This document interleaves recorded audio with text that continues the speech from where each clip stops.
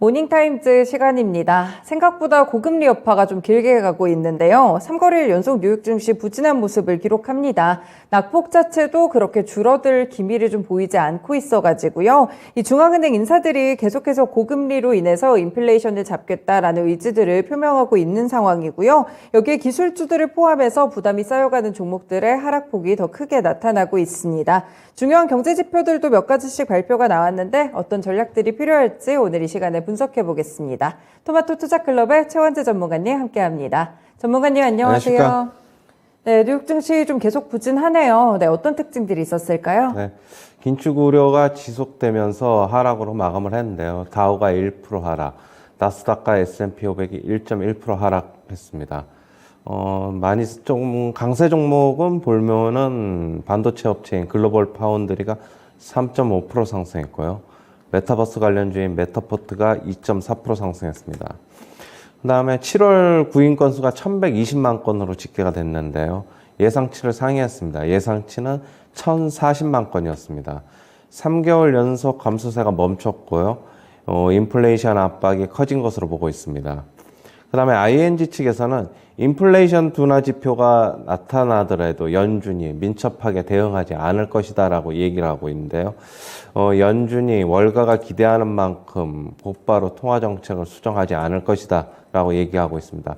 보다 확실한 데이터를 기다릴 것이다 라고 얘기를 하고 있고요. 그 다음에 UBS 측에서는 금리 인상 사이클 추가 진행으로 미국 증시 상승은 기대하기 어렵다라고 얘기를 하고 있습니다. 연말까지 100bp 추가 금리 인상을 예상하고 있고요. 시장은 높은 변동성 보이고 기업들의 실적 컨센서스는 계속 하향 조정될 것이다 라고 얘기를 하고 있고요. 자기네들은 23년 6월 말까지 S&P 지수 목표치를 4,200을 제시하고 있고요. 내년 경기 침체 가능성은 60%를 제시하고 있습니다. 그 다음에 크레디트 스위스 증권에서는 몇 달간 주식 자산 비중을 축소해야 한다라고 얘기를 하고 있는데요. 지속적인 금리 인상 환경으로 변동성이 심화할 것이라고 얘기를 하고 있습니다. 몇 달간 고통스러울 것이다라고 얘기를 하고 있는데요. 그러나 전부 주식을 지금 매도할 시점은 아니다라고 얘기를 하고 있습니다. 지금 단기적 관점보다는 장기적 관점으로 보고 투자해야 한다라고 얘기를 하고 있습니다. 그다음에 연은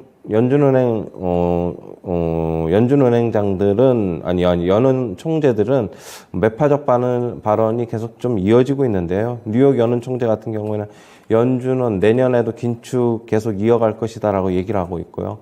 23년 내년이죠. 금리 인하 없다라고 못을 박았습니다. 3.5% 이상 기준금리를 올려야 한다라고 얘기를 하고 있고요. 실질금리가 플러스가 돼야 인플레이션이 내려갈 것이다 라고 얘기를 하고 있습니다. 그 다음에 리치먼드 연은 총재 같은 경우에는 인플레이션이 금방 둔화하지 않을 것이다 라고 얘기를 하고 있고요. 성장을 제한하는 수준까지 금리를 올려야 한다라고 얘기를 하고 있습니다. 네, 그렇군요. 이렇게 또 여러 가지 지표들이라든지 글로벌 IB들의 코멘트들 함께 살펴봤습니다. 일단 먼저 구인 건수부터 살펴볼게요. 1120만 건으로 집계가 됐는데 여전히 좀 일자리를 찾는 노동자들이 많은가 봐요. 그렇죠. 3개월 연속 감소세에서 좀 멈춘 것으로 보고 있고요. 네.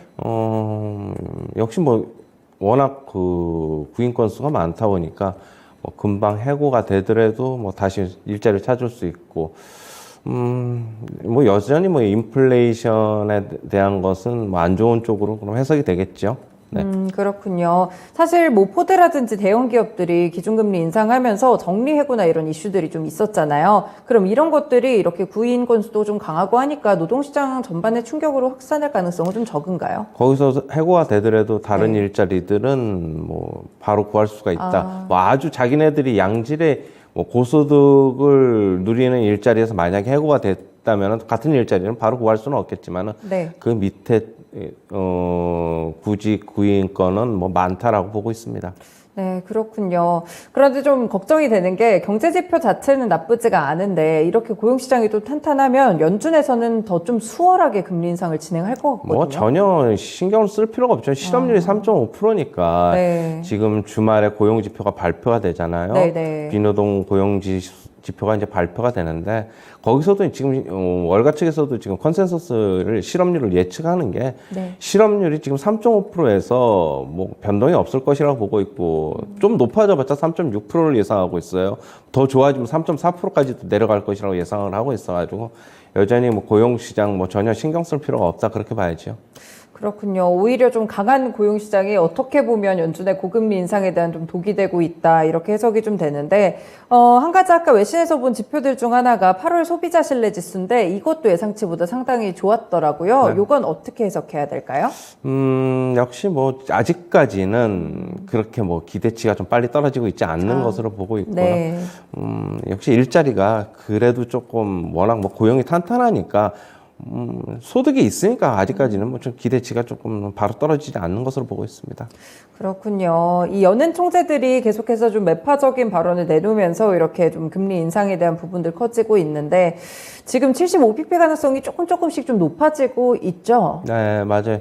한 75%대 25%로 75bp가 네. 좀 높아지는데, 아직까지 CPI 발표가 다음 달에 있으니까 그 전까지는 뭐 계속적으로 뭐 유동적으로 변한다고 하더라도 별 의미 없다고 보고 있어요. 네. 데이터가 진짜로 나와야지 알 것이기 때문에 연준도 그거에 따라서 결정을 할 것이에요. 뭐 앞으로의 FOMC에서 금리 인상이라든가 뭐 내년에 뭐 금리 인하를 섣불리 월가 측에서 예측을 했는데 계속적으로 내년에 지금 현재 월가 측에서는 이제 금리 인하 없을 것이다. 연은 총재들의 발언도 계속 이어지면서 비관적으로 흐르는데 저는 결국에는 내년도에는 침체 위험이 높아지고 네. 그다음에 인플레이션이 급격하게 떨어진다면은 결국에는 지금의 말을 또 바꿀 수 있지 않을까 저는 그렇게 보고 있어요. 네, 그렇군요. 이 ING 쪽 의견을 좀 들어보면 인플레이션 둔화 지표가 있더라도 연준이 민첩하게 대응하지 않을 것이라고 하잖아요. 네. 뭐 CPI가 그러면 둔화되는 지표가 나오더라도 연준이 그렇게 대응을 할까요? 그렇죠. 이게 뭐 의미 있게 뭐 가령 예를 들면은 네. 6% 이하로 막 확 떨어진다든가 아니면은 지표들이 3개월 연속 뭐 좋아진다든가 뭐 이런 지표가 없다면은 뭐 한두 번의 뭐 지표상으로는 연준이 그냥 빠르게 뭐 통화 정책 전환을 피봇이라고 하죠. 뭐 전환이 없을 것이다. 뭐 그런 얘기인 것 같아요. 아, 네, 그렇군요. 과연 연준이 CPI를 확인하고 이 지표가 어떻게 나오는지에 따라서도 금리에 대한 행방이 좀 달라질지 이 부분을 좀 함께 보셔야 될 것 같은데 사실 연준만 좀 신경을 쓰다 보니까 저희가 ECB를 좀 놓치고 있는 것 같아가지고 9월에 통화정책회의 때 여기도 지금 거의 자이언트 스텝 밟을 것으로 좀 논의한다고 보는데 사실 ECB 같은 경우에는 되게 완화 정책을 많이 고수를 하다가 얼마 전에 굉장히 오랜만에 금리를 올렸잖아요. 어떤 이런 영향들도 좀 있을까요? ECB 글로벌 은행들이 중앙은행들이 전부 다 긴축 규제에 들어가는 것도 뭐 당연히 연준에 영향을 미치겠죠. 네. 뭐 우호적인 거는 하나도 없다고 보고 있고요. 지금 유럽 같은 경우에도 지금 러시아에서 뭐 계속 천연가스 잠그고 그래서 뭐 천연가스 맞아요. 가격 계속 급등하면서 네네. 물가에 계속 부담을 주고 있고 뭐 지금 75bp 인상한 요번에 이제 인상할 것으로 지금 예상이 되고 있는데 그 이후에도 뭐 지금 빅스텝 계속적으로 밟아나갈 것이다. 그런 의견도 지금 많기 때문에 전체적인 글로벌 긴축 기조가 뭐 연준에도 뭐 결코 우호적이지 않다. 그렇게 봐야 되겠죠. 네, 그렇군요. 상황이 그렇게 좋은 분위기로 흘러가는 것 같지는 않습니다. UBS 측에서는 미국 증시 상승이 또 어렵다고 이렇게 분석을 해줬는데 이 어렵다는 게 도대체 기간을 어느 정도로 보고 있는 건가요? 계속적인 고금리, 그러니까 이런 정책 전환이 좀 어떻게 보면 숨통이 트이기 전까지는 좀 당분간은 어렵지 않겠느냐. 좀 그렇게 보고 있는 것 같아요. 일단은 연준의 의지를 확인한 만큼 아이비들도 이제는 데이터를 보고 뭐 그거에 발맞춰서 연준의 통화 정책을 보고 어떤 코멘트를 내놓고 전망을 제시하지 않을까 그렇게 보고 있습니다. 네, 그렇군요. 그래서 이제 또 크레디트 스위스 측에서는 이런 어려운 장세에서 주식 비중을 좀 축소를 하자 이런 의견 주시는데 전문가님도 같은 전략 계속 주시나요? 축소는 당연히 저는 뭐 계속적으로 저는 네. 축소를 좀 해야 된다 이제 뭐 얘기를 드렸고 우리나라 증시 같은 경우에 2,450 돌파 못하면서 좀 축소하자는 의견을 드렸었고 일단은 저도 그런데 뭐 결국에는 계속적으로 단기적으로만 너무 접근을 하는 것 것도 저는 문제라고 보고 있어요. CS증권처럼. 네. 결국에는 장기적인 뷰도 조금 가지고 좀 마음을 좀 물론 여유롭지가 않겠지만은 네네. 좀 그렇게 좀 잡고 들어가야 되지 않나 그렇게 보고 있습니다. 네, 그렇군요. 이렇게 말씀 주신 내용들도 함께 좀 살펴봤고, 그래도 장기적인 뷰를 봤을 때는 좋은 종목들을 분명히 고를 수가 있을 것 같습니다. 유가 같은 경우에 좀 변동성이 지금 크게 좀 나오고 맞아요. 있어요. 하루 전날 4%대로 상승을 하더니 오늘 5%가 넘게 좀 빠져가지고 어떻게 좀 해석을 해봐야 될까요? 일단은 네. 제가 이제 말씀드렸잖아요. 뭐 상단은 뭐 한 90달러 후반. 맞아요. 네. 그런데 뭐 결국에는 98달러가 약간 저항으로 작용하는 것 같아요. 그래도 당분간은 박스권 뭐 하단은 하단을 굳이 보면은 네. 하단은 한 80달러 후반 정도, 한 88달러, 87달러에서 위아래 10달러 정도 그 네. 정도를 좀 보고 있습니다. 그렇군요. 박스권에서 좀 움직일 것이다. 이렇게 네. 보는데 오늘 그럼 에너지 관련 종목들 영향 받아서 좀 빠질 것 같기는 한데 그렇죠. 매수할까요? 어떻게 보세요? 아니죠. 뭐 오늘 바로 매수한다기보다는 네. 오늘 말고 뭐 하루 이틀 정도 더 봤다가 매수해도 늦지 않는다. 뭐 급하게 다가갈 필요는 지금 모든 주식들이 네. 급하게 다가갈 주식들은 하나도 없다고 보고 있어요. 뭐 굳이 자기가 원하는 가격대 안 오면은 안 사도 그만 얘기라고 네. 저는 보고 있어가지고 네네.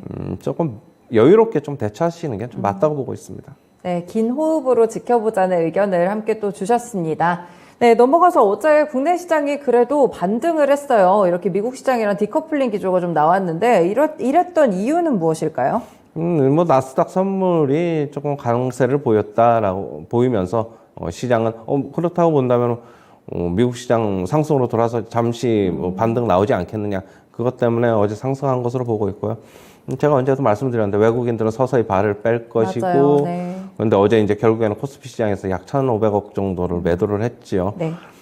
결국에는 많은 물량을 한꺼번에 파는 것보다는 조금씩 어떻게 발을 뺄 것으로는 보고 있습니다.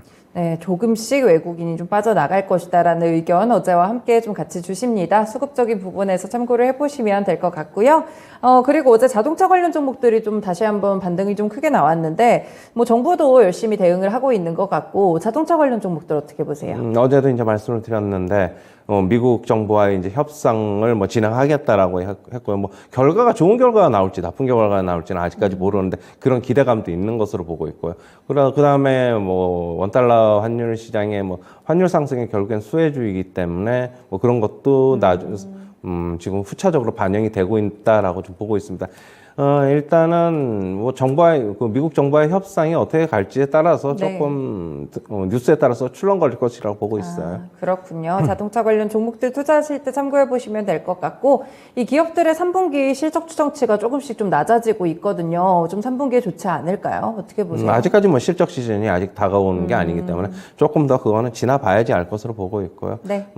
지금은 어떻게 보면은 연준의 뭐 강한 긴축 기조 이외에는 특별한 뉴스가 없어요. 그렇다고 네. 본다면은 개별 종목, 개별 업종 쪽에 뉴스가 나오는 거에 따라서 종목들의 움직임이 좀 있지 않을까 그렇게는 보고 있습니다. 네, 개별 종목 장세가 지속될 것이라고 평가를 주십니다.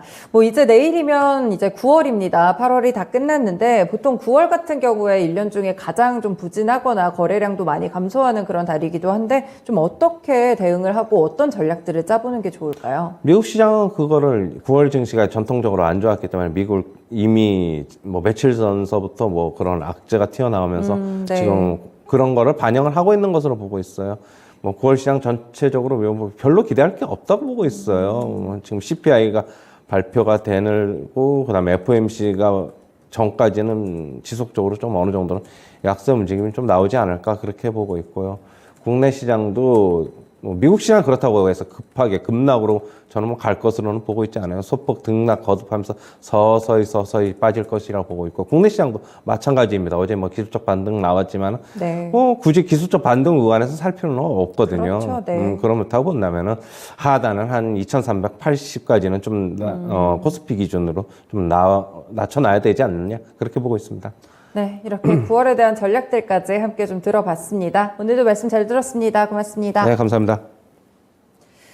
네, 뉴욕 증시는 좀 계속 하락을 하고 있습니다. 연준의 고금리 이 부분이 좀 키워드가 되고 있는데 9월에 기대할 만한 모멘텀들도 그렇게 많지 않고요. 하방 압력 자체가 커지는 구간에서 많이 힘드실 텐데 손을 놓기보다는 그래도 긴 호흡에서 조금씩 관리를 하시면서 개별 업종이나 이 종목에 대한 집중도를 높여주시면 좋을 것 같습니다. 지금까지 모닝타임즈 시간이었습니다.